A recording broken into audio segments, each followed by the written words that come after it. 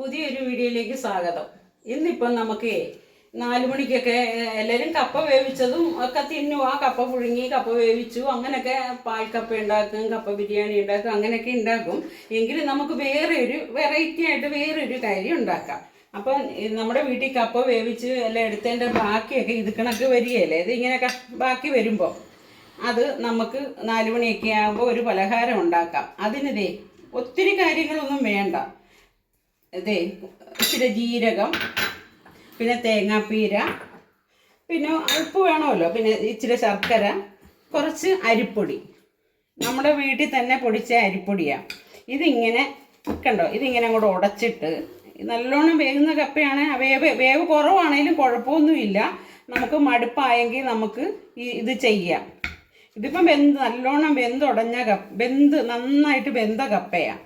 ഇതിപ്പം നമുക്ക് ആദ്യമേ ഇതൊന്ന് അരച്ചോണ്ട് വരാം. മിക്സിയിലിട്ട് ഈ കപ്പ ഒന്ന് അരച്ചോണ്ട് വരാം, നന്നായിട്ടൊന്ന് അരയ്ക്കാം.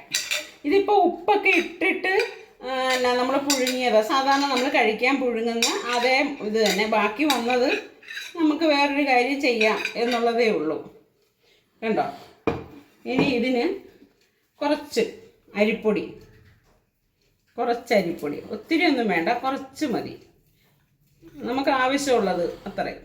കണ്ടോ, ആ കപ്പയുടെ ഏകദേശം അളവിൽ ഇത് വെച്ചിട്ട്, പിന്നെ ഒരു സ്വല്പം ഉപ്പ് നമ്മൾ കപ്പയ്ക്ക് ഇട്ടതായതുകൊണ്ട്, കപ്പയ്ക്ക് നമ്മൾ ഉപ്പിട്ടതായതുകൊണ്ട് അധികം ഉപ്പ് വേണ്ട, കാരണം ആ പൊടിക്കുള്ള ഉപ്പ് മതി. ഇനി ഇത് ഞാൻ കൊണ്ടുപോയി അരച്ചുകൊണ്ട് വന്നിട്ട് നമുക്ക് ബാക്കി കാര്യങ്ങൾ കാണാം. കൊണ്ട് വന്ന് ഇതേ അരച്ചത് ഇങ്ങനെ നമ്മൾ ഇങ്ങനെ കുഴച്ച്, ഇച്ചിരി പിന്നെ കുറച്ച് പശപ്പ് പോലെയുണ്ട്, കാരണം നമ്മുടെ കപ്പയല്ലേ. എന്നിട്ട് നമ്മളിത് ഇങ്ങനെ നല്ലോണം ഒന്ന് കുഴച്ച് അരച്ചതാണ്. അത് ഞാൻ ഇപ്പോൾ ഇച്ചിരി എടുത്ത് നിങ്ങളെ കാണിക്കാൻ എടുത്ത് വെച്ചതാണ്. എന്നിട്ട് ഇങ്ങനെ എടുത്തിട്ട് കപ്പയും അരിപ്പൊടിയും ഉപ്പും മാത്രം, എന്നിട്ട് ഇങ്ങനെ സ്വല്പം വെള്ളം തൊട്ട് ഇങ്ങനെ ഇതിങ്ങനെ പരത്തണം. കണ്ടോ, ഇച്ചിരി ഇങ്ങനെ വെള്ളം തൊട്ടിട്ട്, പിന്നെ സാധാരണ അരിപ്പൊടി പരത്തുന്നതൊക്കെ നമുക്ക് നല്ല ഇതായിട്ടങ്ങ് പരന്ന് പോരത്തില്ല. ഒരു സ്വല്പം പിന്നെ ടൈറ്റാണ് കേട്ടോ. എന്താണോ, കപ്പയല്ലേ, അപ്പം കപ്പയുടെ ഒരു പശപ്പ് കൂടുതലുണ്ട്. കണ്ടോ, ഇങ്ങനെ നമുക്ക് ആവശ്യത്തിന് ഇങ്ങനെ പരത്തണം.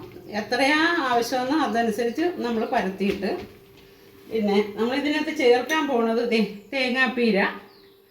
ഞാനിപ്പോൾ കുറച്ചെടുത്ത് കാണിക്കുന്നുള്ളൂ. പിന്നെ സ്വല്പം ജീരകം, കണ്ടോ. പിന്നെ നമ്മൾ ശർക്കര പാനിയാക്കി വെക്കുക, സൂക്ഷിച്ച് വെക്കുന്നത്, അതേ കുറച്ച് ഒഴിക്കുക.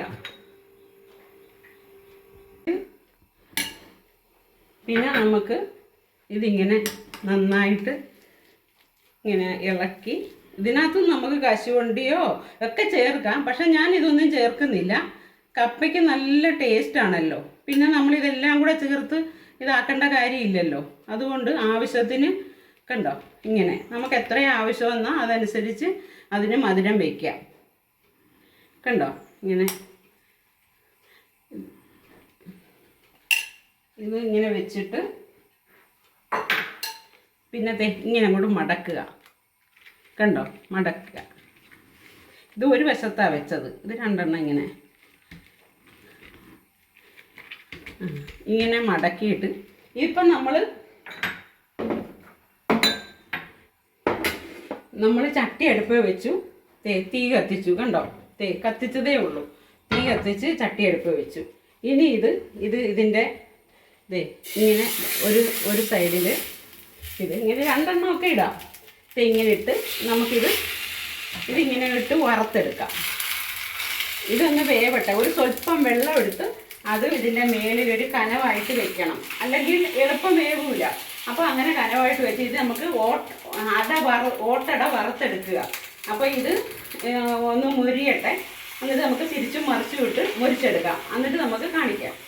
നമ്മുടെ ഓട്ടട റെഡിയായി. കണ്ടോ, ഇതിങ്ങനെ എടുത്തിട്ട് ഇപ്പം കണ്ടോ, നമ്മുടെ ഓട്ടട രണ്ട് വശവും കണ്ടോ നല്ല കറക്റ്റ് വെന്തൊക്കെ ഇരിക്കുകയാണ്. ഇത് ഞാനൊന്ന് ടേസ്റ്റ് ചെയ്ത് നോക്കട്ടെ ഇതെങ്ങനെയാണെന്ന്. കണ്ടോ, അതേ സോഫ്റ്റാണ്. ഭയങ്കര ചൂട്, അടുപ്പേത് എടുത്തതല്ലേ, കണ്ടോ കണ്ടോ. ഇത് സ്വല്പം എടുത്ത് ടേസ്റ്റ് ചെയ്ത് നോക്കാം. കണ്ടോ, ടേസ്റ്റ് ഉണ്ട്. ഇത് നിങ്ങൾ ഉണ്ടാക്കി നോക്കി കഴിച്ചിട്ട് പറഞ്ഞാൽ മതി ഇതിന് ടേസ്റ്റ് ഉണ്ടോ ഇല്ലയോന്ന്. എപ്പോഴും ഞാൻ ഇങ്ങനെ നോക്കിയിട്ട് ഞാൻ ടേസ്റ്റ് നോക്കിയിട്ടും ടേസ്റ്റ് ഉണ്ടെന്ന് പറയുമ്പോൾ നിങ്ങൾക്ക് എങ്ങനെയാണെന്ന് അറിയില്ലല്ലോ. നമ്മുടെ വീട്ടിൽ ഇപ്പോൾ എളുപ്പം ഉണ്ടാവുന്ന കാര്യങ്ങളേ ഉള്ളൂ. കപ്പയും അരിപ്പൊടിയും തേങ്ങായും ശർക്കരയും മതി.